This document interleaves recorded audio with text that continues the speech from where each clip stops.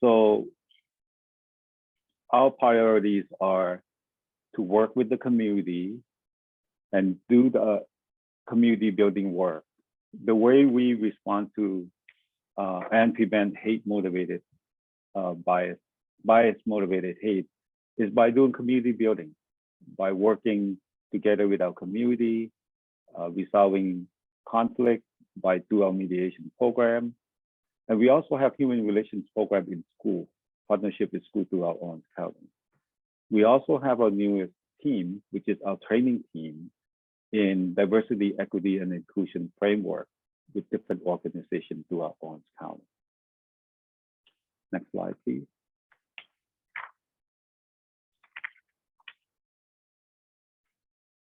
So in conclusion, I would like to share that the way we responded to crisis or hate crime in the county is by doing human relations work that we lean on a decade of our expertise in facilitating dialogue, bringing people together, guiding them, and seek out for the resolution.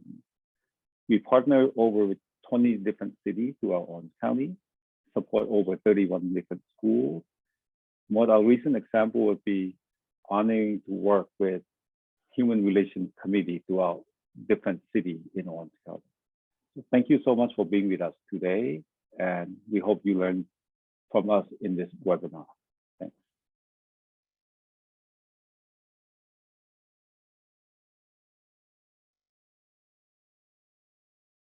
Thank you, Dawn. We wanted to give a little bit of information about the webinar today. The webinar, as you could hear, is being recorded, and the recording will be posted on the Orange County Human Relations website. We also have closed captioning enabled. So if you would like to see the subtitles, please use the toolbar and select show subtitles on your device that you are connecting to this webinar. And if you have questions or need assistance during the webinar, please use the Q&A button to submit questions or any comments to the panelists. Thank you. So we are going to jump right into talking about the report itself. So, perfect, thank you. My name is Sarah Shikavizu. I use she, her pronouns, and I serve as the Hate Prevention Coordinator at Orange County Human Relations.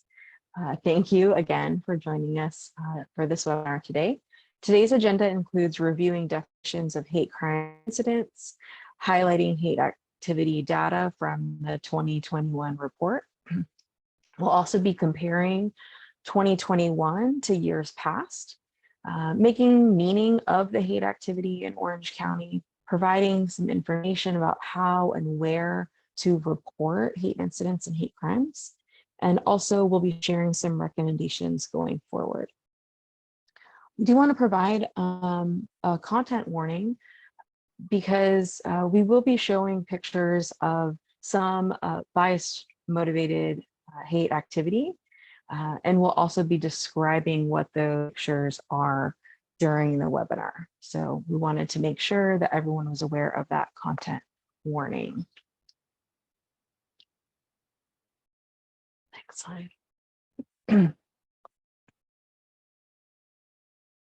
So as I said, the first thing we wanted to do was define hate crime and hate incident. A hate crime is when there is both a criminal act that is committed and the motivation for that crime is bias against the victim's identity within a protected social group. Protected social groups include disability, gender, race, ethnicity, national origin, religion, and sexual orientation. As the California Attorney General specifies, a hate crime can be a crime against a person, a group, or property. The victim of a hate crime can be targeted because of their actual or perceived identity and or association with a person or group with one or more of these actual or perceived characteristics. Some examples of crimes include assaults, sexual assault, theft, fraud, burglary, destruction of property, vandalism, criminal threats, and murder. Slide.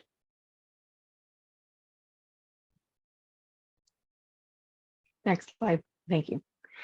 We received 97 reports of hate crimes in Orange County in 2021. Although this was a slight decline compared to 2020, there was an increase in the number of hate crimes with anti-LGBTQ, so that's lesbian, gay, bisexual, transgender, queer, and anti-AAPI, Asian American Pacific Islander bias. To put these numbers into perspectives, we have two examples of hate crimes affecting the LGBTQ community and the AAPI community. Each example sheds light onto the shock and hurt felt within these communities. The first example of a hate crime reported in 2021 indicated that the victim's vehicle was vandalized. The words faggot and homo were scratched into the hood of their car, and additionally, their internet cable was cut. It was clear that a crime was committed here, and the message that came with the criminal act was motivated by bias against the real or perceived protected social group identity of sexual orientation of the victim. This hate crime depicts the 83% increase in hate crimes reported with anti-LGBTQ bias. The second example of a hate crime in 2021 was a handwritten letter a victim received in the mail. The picture on the slide is of that letter, and its contents read, there were 2 points where we redacted information, but now that a person's name is gone, makes one less Asian to put up with in our community. You freaking Asians are taking over our American community. It is not resting well with all and everybody who lives here. True statement. Watch out. Pack your bags and go back to your country where you belong. It's hard for me to just read that letter. We share these two examples specifically because bias-motivated hate is deeply rooted and effects are deeply experienced.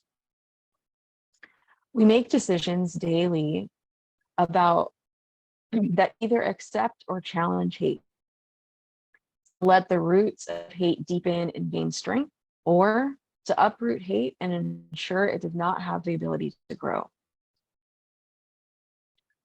Next slide. A hate incident defined by the California Department of Justice is an action or behavior that's motivated by bias, but is not a crime. For example, the First Amendment allows for hate speech as long as it does not interfere with the civil rights of others. And actions such as yelling racial or sexist slurs, holding offensive signs and or pictures in free speech zones, or online teasing or bullying in public comments would all be considered hate incidents, but crimes.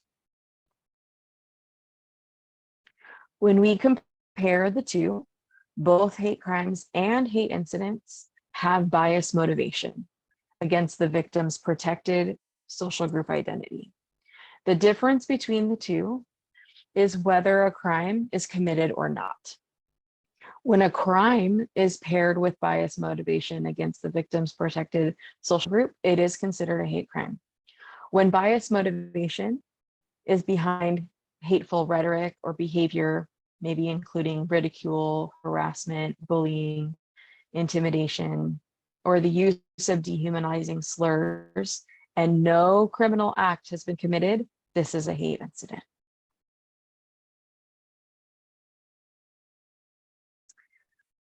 In 2021, we received 301 reports of hate incidents.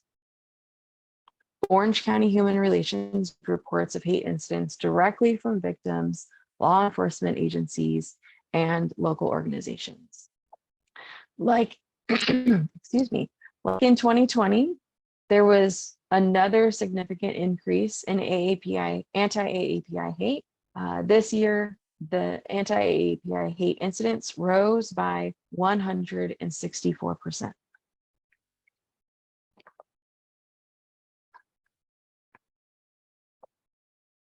An example of a hate incident in 2021 was covered in the news in April. The picture here is of the article from the LA Times of anti-Semitic propaganda that was distributed to residents.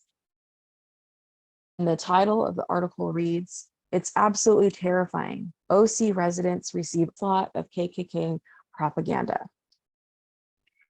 Being a victim of a hate incident can encompass many emotions.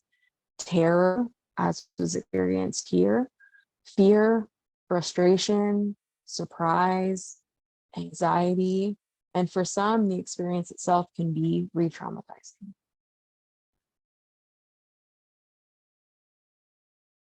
The second example of an anti-Semitic hate incident last year was the freeway overhang signs directed at the city of Irvine's mayor.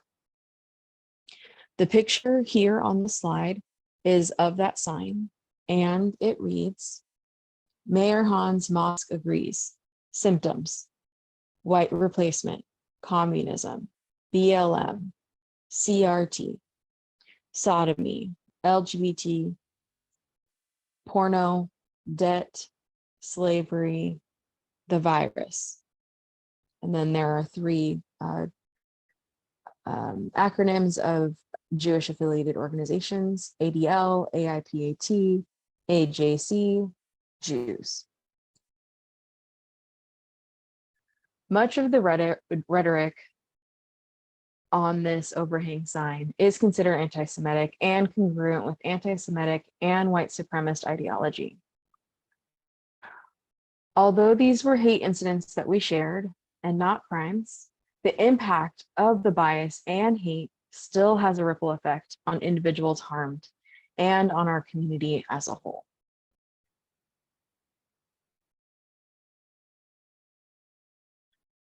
The California Department of Justice publishes a hate crimes report of the state annually.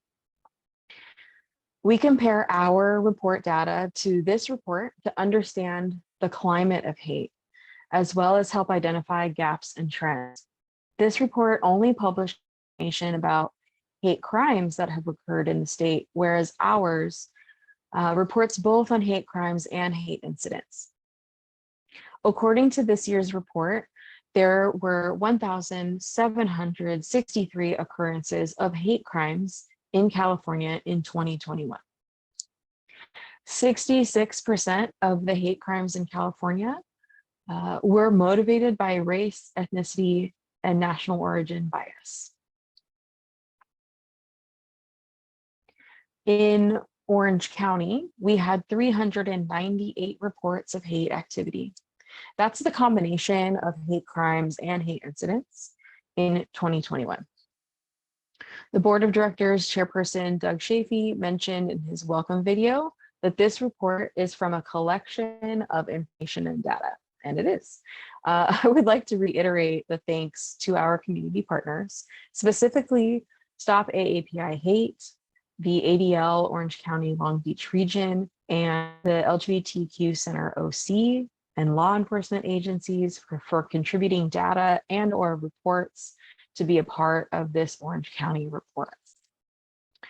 Additionally, as he did, thank you to the individuals who reported hate activity, not just for the report, but to be counted, seen, to survive and thrive through and despite of hate incidents and crimes, to bring light to hate, and to hopefully show that bias-motivated hate is here in our county and cities, that it's a problem and it needs solutions.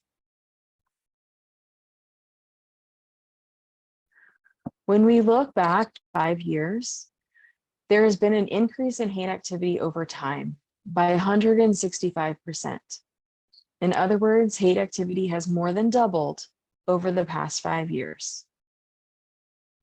Comparing Orange County with California overall, the California Hate Crime Report published by the Department of Justice that I mentioned just a second ago, indicated a 1% increase in hate crime in California over the last 5 years, while Orange County has seen a 73% increase in hate crimes over the last 5 years.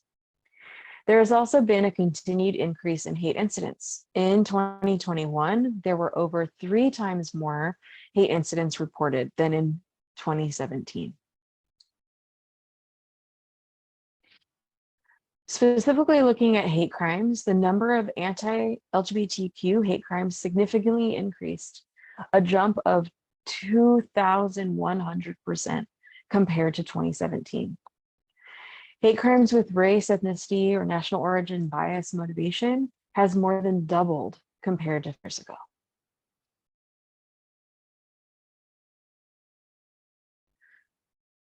To looking specifically at hate incidents, we can see that there has been a significant increase over the past 5 years. We have tracked substantial increases in reports of hate incidents with anti-AAPI, anti-Semitic, anti-Black, and anti-Latinx bias. The numbers are staggering. 5,000% increase in anti-AAPI and 525% increase in anti-Black hate incidents. There are 26 times more anti-Semitic hate incidents this year and double the amount of anti-Latinx hate incidents this year compared to reports from 2017. We should all be asking, what's going on? We are sharing this annual report, this 2021 report, and this is an annual report of collected information and analysis. It doesn't necessarily capture the depth of what's going on or why. The work we all have to take responsibility for is to make meaning of the information that we share and address the roots of bias-motivated hate so that these trends stop being trends. The last 2 pieces of data that we would like to highlight from the 2021 Hate Crimes Report are opportunities to really think about the meaning we make and how that can shape our present and our future prevention efforts. Actually, the last slide. Back to. There we go. Thank you. There were 3 known protected social group categories that motivated hate crimes in Orange County in 2021. Race, ethnicity, national origin with 41 reports, sexual orientation with 22 reports, and religion with 15 reports. As depicted in the graph, there were at least 26 reports of hate crimes where the bias was not indicated and or reported to us. When we examine who is targeted, hate crimes are occurring mostly toward marginalized communities. This means that, again, mostly BIPOC, Black, Indigenous people of color, LGBTQ folks, and people of religious minorities in Orange County are bearing a tremendous burden of dehumanization, stress, and trauma. Not necessarily just a burden, but a day experience. Next slide. The bias motivations for hate incidents are very similar to those of hate crimes: race, ethnicity, national origin, religion, and anti-LGBTQ.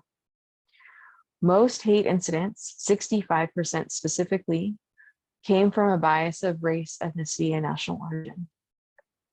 The next slide shows a closer look at the individual numbers of the race, ethnicity, national origin bias motivated hate incidents. We can see that most hate incidents in this category of bias motivation were anti-AAPI, followed by anti-Black. One prominent meaning from this information is that hate activity by the numbers and motivations is reflecting deeper systemic problems of racial inequity, which unfurls itself at the interpersonal level, one-on-one level. of fearing or hating the other, believing in supremacy and dominance of one group over others, and acting upon this belief, and causing tension, conflict, and intolerance. Bias-motivated hate is literally hitting close to home. More than half of the 2021 reports of hate crimes and hate incidents in Orange County occurred in one of three locations: public spaces, personal residences, and schools. Two potential meanings of this emboldened hate. One, bias-motivated hate is perceived to be acceptable behavior. Bias attitudes and stereotyping are not challenged, corrected, or stopped before they escalate to an incident or crime. And the second potential meaning is prevention efforts and money need to be directed toward neighborhoods, schools, and public spaces where much of this activity is happening. Next slide.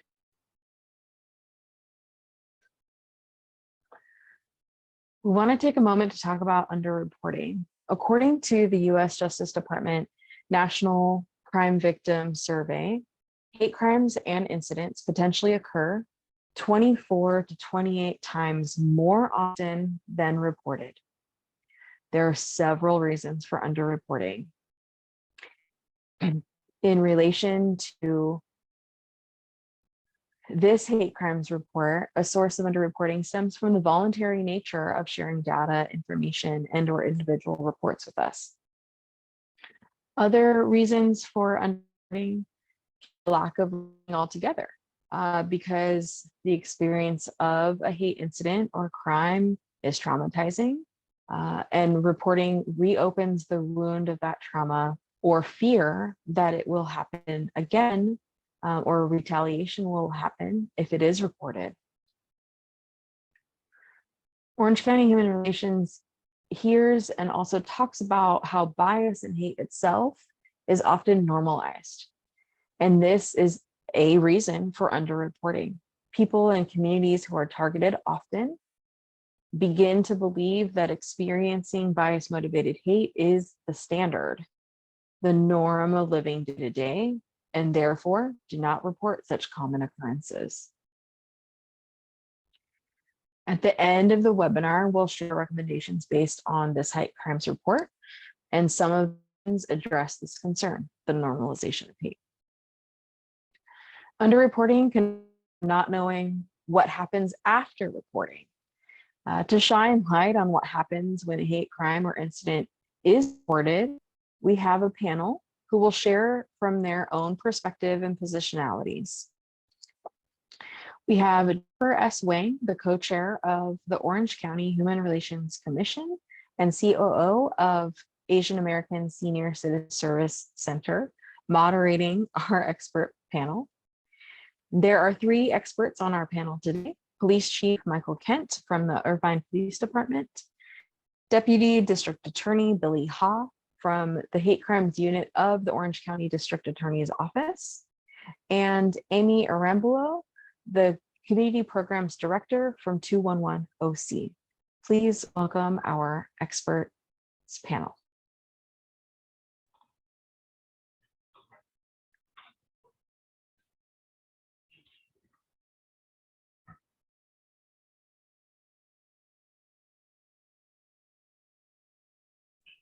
Hi there, this is Ginner speaking. We're just waiting to let Jennifer join.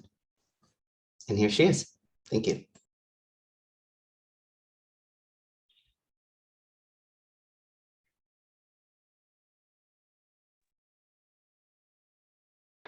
You're on mute, Jennifer. Okay, I'm on mute. Good morning, everybody. My name is Jennifer Wang. It's my privilege to serve as the moderator for this segment.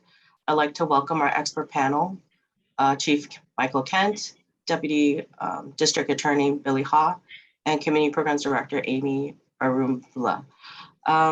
So for the first question, is actually open to the entire panel.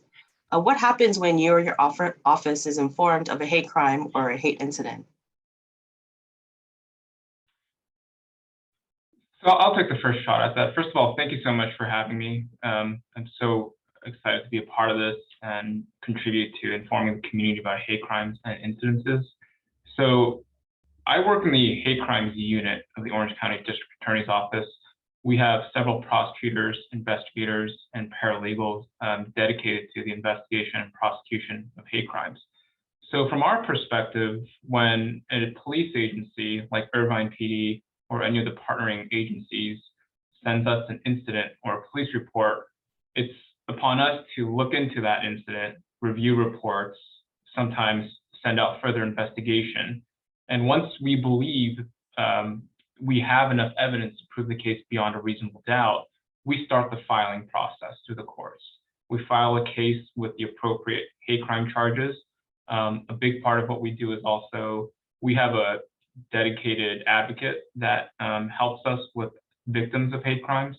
So while filing the case in a criminal court, the advocate reaches out to the victim of the hate crime as well to walk them through that court process.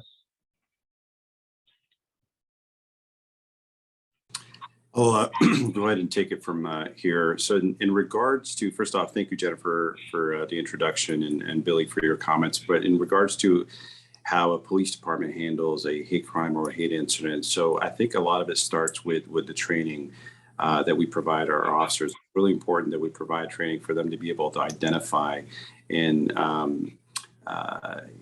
what is a hate crime versus a hate incident. Like mentioned earlier by Sarah, depending on what we have, it's really important that we document exactly what happened and be able to share that with the district attorney's office for criminal charges, if that is the direction that it is going in, or if it is a hate incident, at least for us to be able to identify what is happening within our community and to be able to accurately depict that, identify trends and patterns or causes or movements or whatever it may be. And is that something that's happening in other parts of the county? Are those things that are happening in other parts of the state or the country? Be able to work with other law enforcement representatives, whether it's municipalities or sheriff's department, federal agencies, and to be able to identify and hold these folks accountable for their actions. But more importantly, I think what's really important is to be able to empower those victims to come forward in an outreach. What do we do initially from the outreach standpoint? And that is something that we do via social media, via community events, whether it's at cultural centers or religious institutions, to be able to empower our residents and businesses to come forward if something was to happen, and not have or not be of the mentality of, well, I don't want to bother the police, or I'm too embarrassed or ashamed to come forward and report that incident. There is a huge value of coming forward, and a lot of it starts with the connection and the partnership you have with the community, and empowering them to come forward and be able to report whatever it is that they experienced. Thanks, Chica. Amy, did you want to follow up? Yeah, I'm just following up on what Michael said about empowerment. Often 211 Orange County is the front door for reporting by assisting the survivor with filling out the hate incident report and providing additional care coordination services with one of our live navigators. So people who are experience hate incidents and crimes contacting us, often they're experiencing so many different emotions, right? We hear folks that are scared, they're confused, they're sad or frustrated, or don't know what to do or where to start. So our navigators often offer that empathetic ear as we guide people through their trauma of the incident. For reports that are also self-filed via the web, survivors can opt into additional care navigation services through 211OC as well. And in these cases, we connect with the person and provide warm handoffs to supportive service agencies, matching their unique needs, and do that follow-up support through their journey of accessing help. And at this time, I'd like to tell a quick story about one of our clients, Valerie. We've changed her name for confidentiality, but Valerie was referred to 211OC by a friend. Her and her family had been suffering from hate crimes and threats that were affecting their overall wellness. Valerie was unsure of what could be done and called 211 for support. Our community navigator assisted with filing a report over the phone since Valerie had language and technology barriers and therefore was unable to self-report. She then received a warm handoff to one of our partner agencies, Waymakers, to receive ongoing advocacy support services. Our community navigator followed up with Valerie, and she and her family members that were affected by the hate incident are now receiving help for the trauma they went through and the hardship of moving out of the area where the crime happened. So our community navigator provided further support services, and Valerie is really just one example of the way that 211OC has been involved in this program. We're really thankful for the collaborative efforts to improve the client experience in accessing services. Thank you, Amy. You know what? I think I want to transition to the next question. Police Chief Kent, why collect hate incidents information? For hate incidents, although it's not a criminal act, it's still important for us to be able to document what is happening within our community for a couple of different reasons. One, again, to send a strong message that hate, regardless of whether it's an incident or a crime, is there's zero tolerance for that in our community. You look at Irvine specifically, it being so diverse in so many different ways, not just culturally, but religiously in so many different ways. Like I mentioned, it's really important to empower our community to come forward and feel comfortable in their own skin, but also in their own communities and their own homes.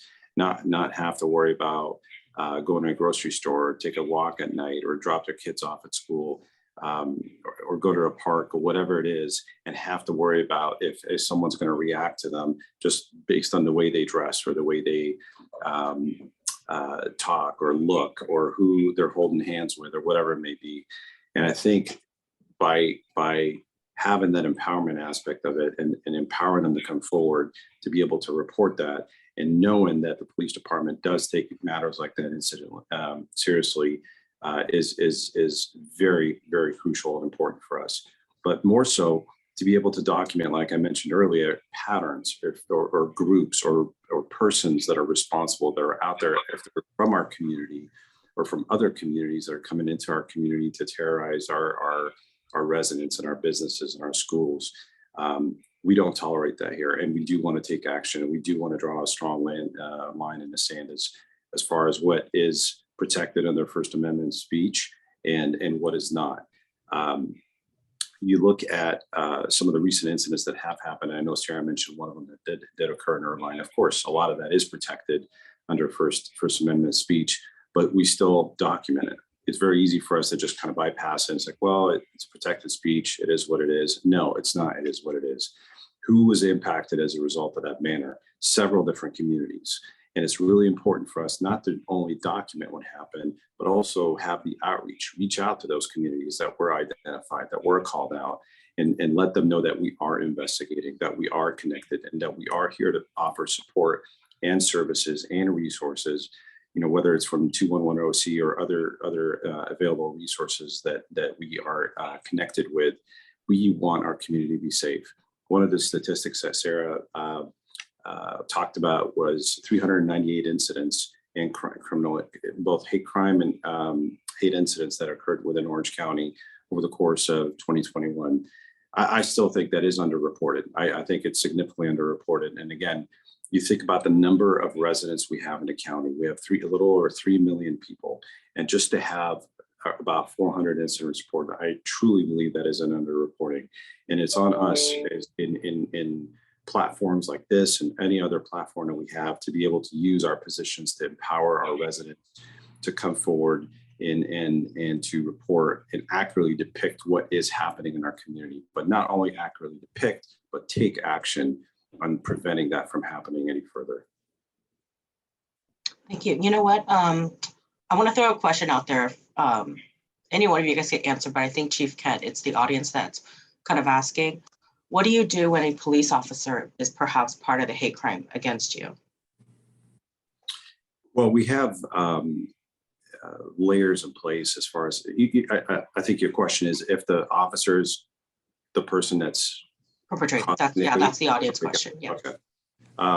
Well, we definitely want that report it to us. So if someone believes that they were targeted as a result of, their race or the way they, whatever it may be, to definitely come forward and be able to report that. And that's not just an Irvine thing. This is anywhere.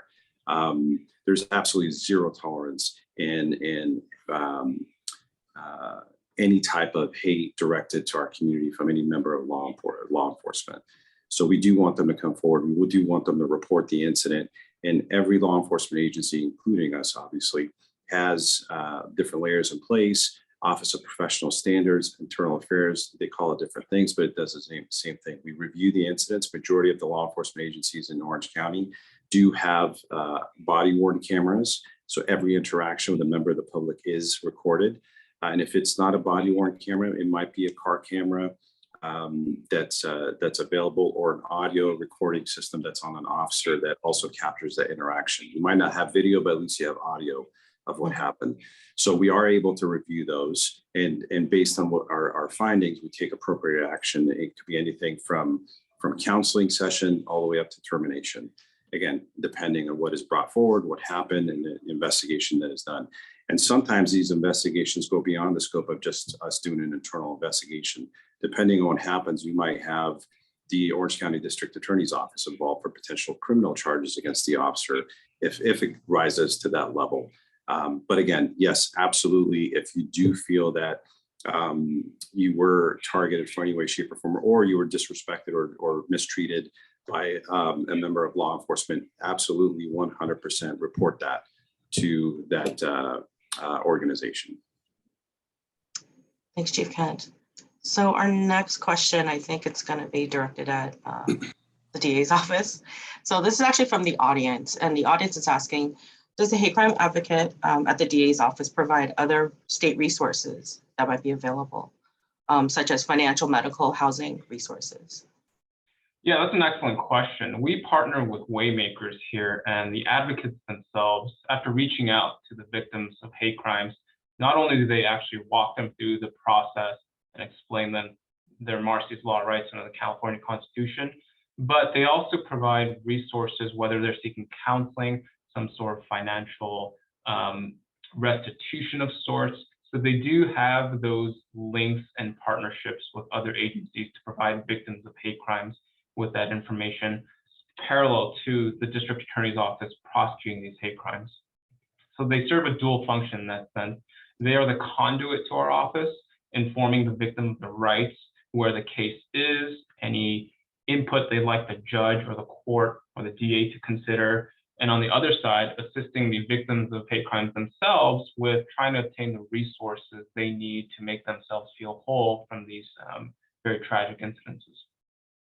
And the next question is, how do hate crimes get prosecuted, and how many hate crimes have been prosecuted since the formation of the hate crimes unit?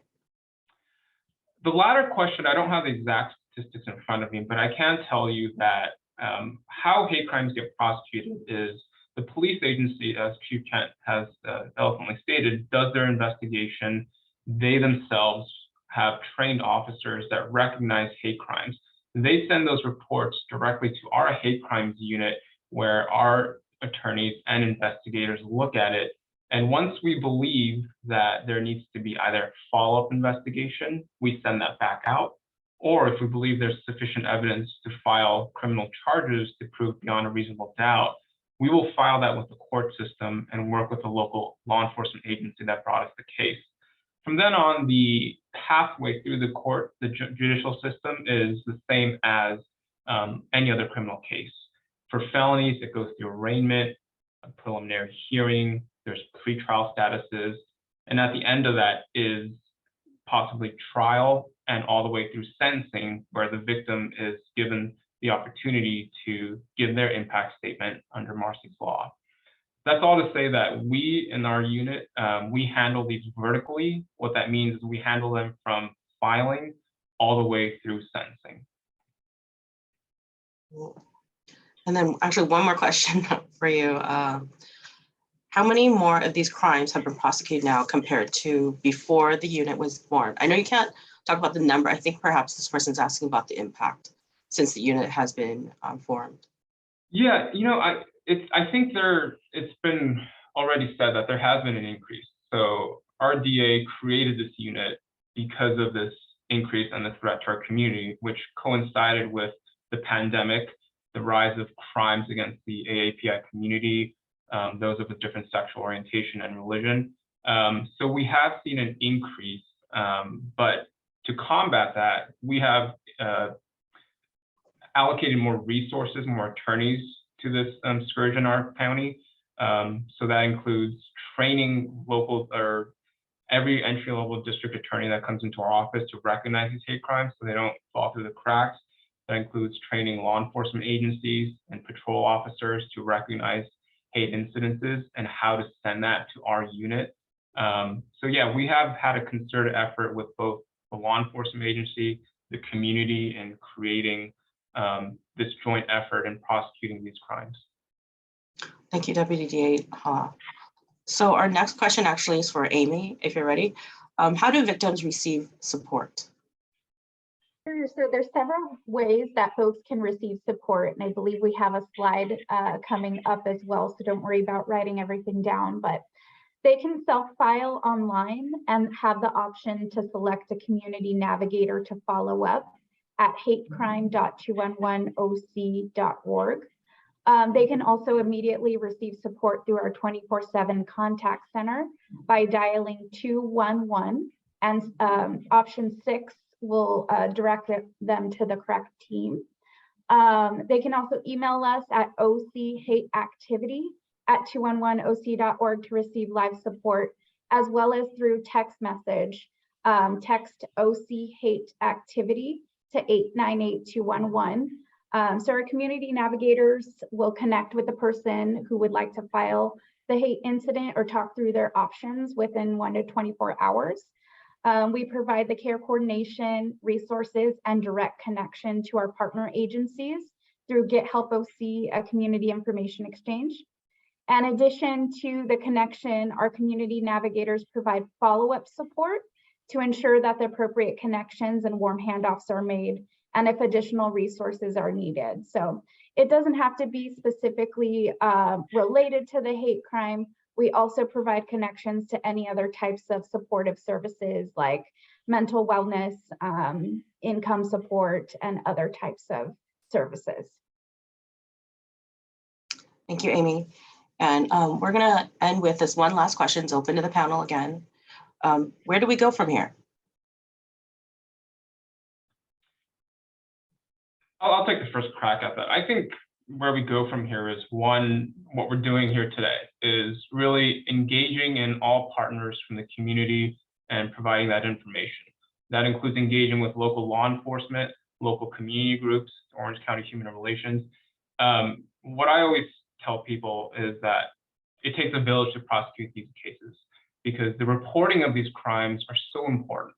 Because we, the police agencies, the district attorney's office, we can't effectively investigate and prosecute these cases if we don't know about them. So even if someone witnesses what they think is a hate incident but not a crime, we encourage the community to report those, because as Chief Kent has stated, there is more to it than just determining whether it's a crime or an incident.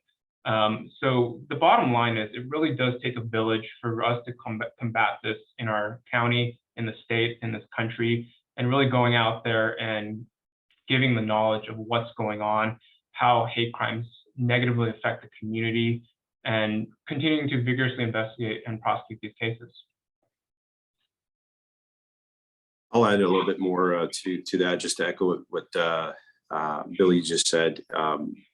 I think it's important that we continue building on what we have. I think we have a strong foundation, but I think the building process is not complete yet.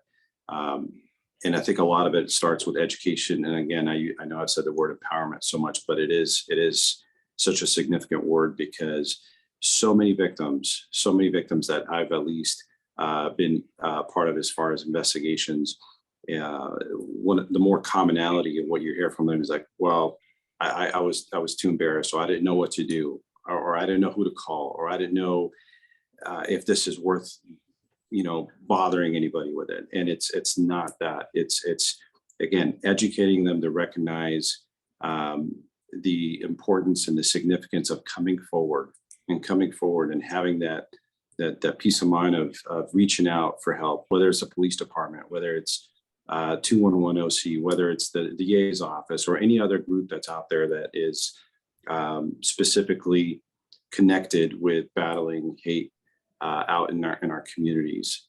It's really important that we continue that outreach and in all our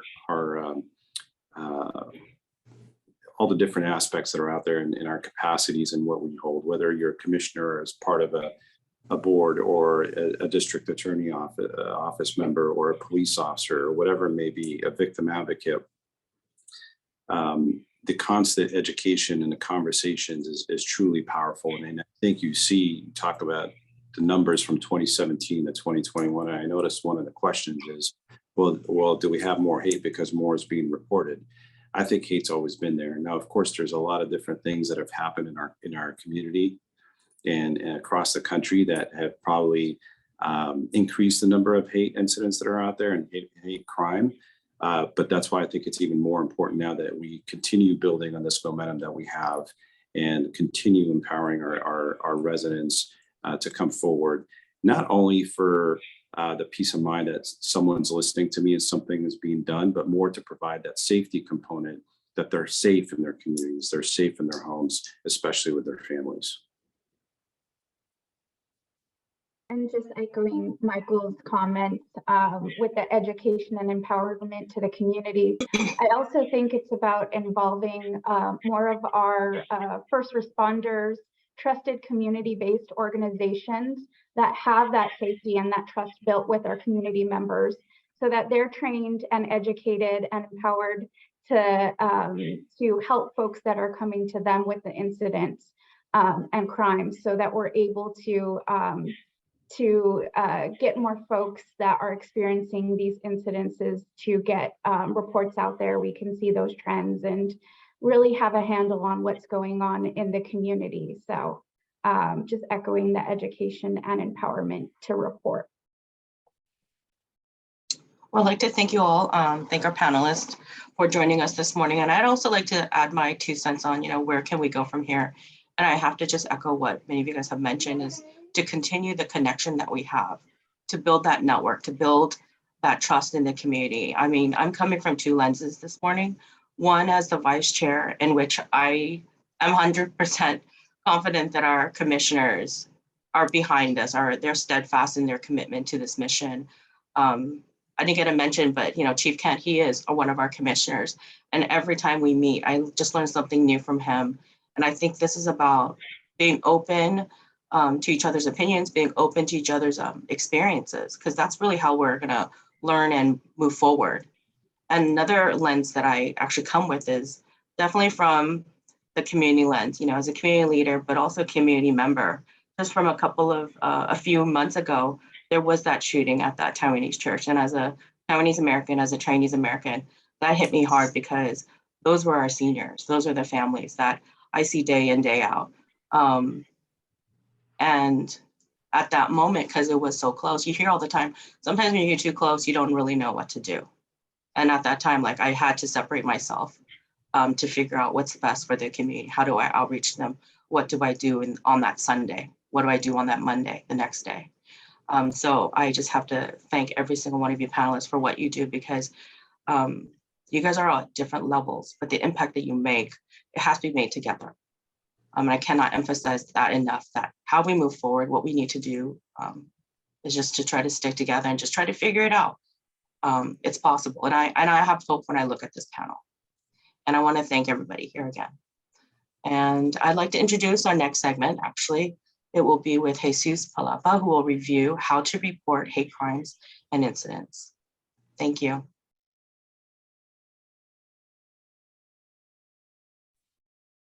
Thank you, Jennifer. If we could pull up the slide, please.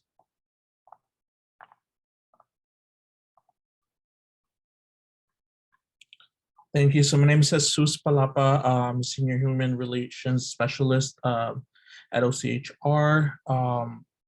So earlier in the webinar, underreporting of hate crime and incidents were mentioned, and they are worth mentioning again. We know hate crimes and incidents potentially occur 24 to 28 times more than often than reported. Several reasons for the underreporting include the voluntary nature of sharing data, trauma and fear, bias and hate being normalized, not knowing about criminal justice systems or the process of what happens after reporting, not trusting in those systems, and lastly, language barriers, one of the biggest barriers faced. The prevalence of underreporting is a problem that can be addressed. With funding from the from County, OC Human Relations Commission was able to enhance and expand its efforts to address hate activity in Orange County. The project from this funding is called Hate Hurts Us All, which started in June 2022 and intends to, 1, improve accessibility to reporting platforms and resources that meet languages, cultural, and diversity needs. 2, improve community understanding and engagement to address hate and bias. 3, expand the network of organizations that engage in victim support and anti-hate work. And lastly, create and implement mobile-friendly ways to report hate. Residents, victims, witnesses, victim advocates, anyone can report occurrences of hate crimes and/or hate incidents through 211 OC. To report, you can call, use the online forum, email, or text. All the options are listed on this slide right here.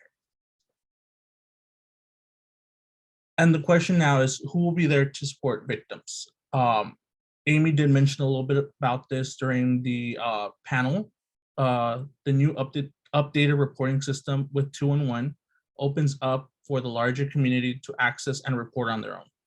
The first contact will be 211 OC navigators if the report is submitted through any of the mediums presented here. 211 navigator will speak to the client with the and with their consent will conduct a warm handoff to services. Currently, our inaugural group of community-based organizations connected to the start of our Hate Hurts Us All project form part of the resources accessible to victims of hate. This group of community organizations is OC Human Relations, the Green Foundation, Access California Services, Waymakers, Korean Community Services, Jewish Federation of OC, the LGBTQ Center OC, and 211 OC. And they are all here to support victims by meeting language, cultural, and diversity needs. And what can we do after this webinar? Well, we can continue to open access to reporting by promoting, discussing, passing along, posting information about how to report. Please be on the lookout for our Hate Hurts Us All posters and billboards across Orange County. Feel free to share or repost any of our social media flyers highlighting the Hate Hurts Us All project. You can also reach out to us about more information by contacting my colleague, Leonel Talavera, Senior Human Relations Specialist at leonel@ochumanrelations.org, or myself at jesus@ochumanrelations.org. And I believe we'll be sharing our emails again towards the end. We look forward to connecting.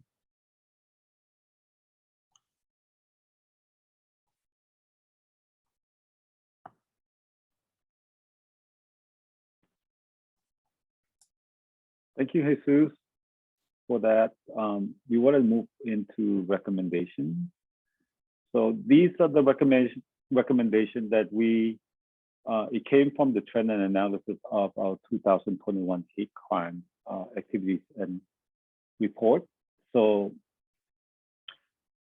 if I want to read a couple of quotes. So if part of the issue is that Asians are being represented or seen as a perpetual foreigner and treated as foreigner to be and be attacked, then we have to change the narrative. And the narrative work involves education. And that is the quote from Russell Jones, co-founder of Stop AAPI Hate. About a couple of weeks ago, we also went to a conference at UCI. And that quote is, the issue is not the swastika in the bathroom, but the response to it.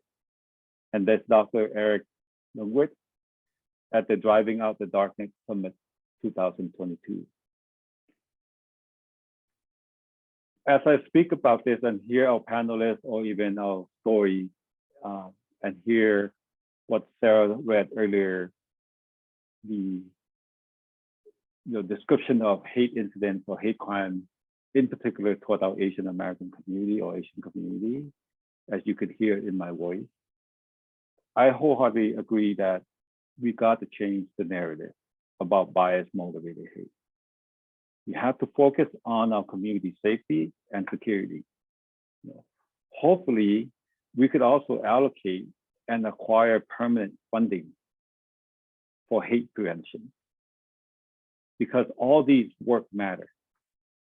All these work allow us to become a safer and inclusive and equitable community. So I wanted to thank all of our panelists, our moderator, Commissioner Wang, our expertise here in this room, and most importantly, our staff for diligently trying our best to support Orange County. So I want to thank everyone for attending and working with OC Human Relations to improve equity and inclusion for everyone in Orange County. Before you leave today, please fill out the webinar evaluation and provide feedback questions in the link that we just put it up. So thank you so much for being with us this morning, and I wish you a wonderful day.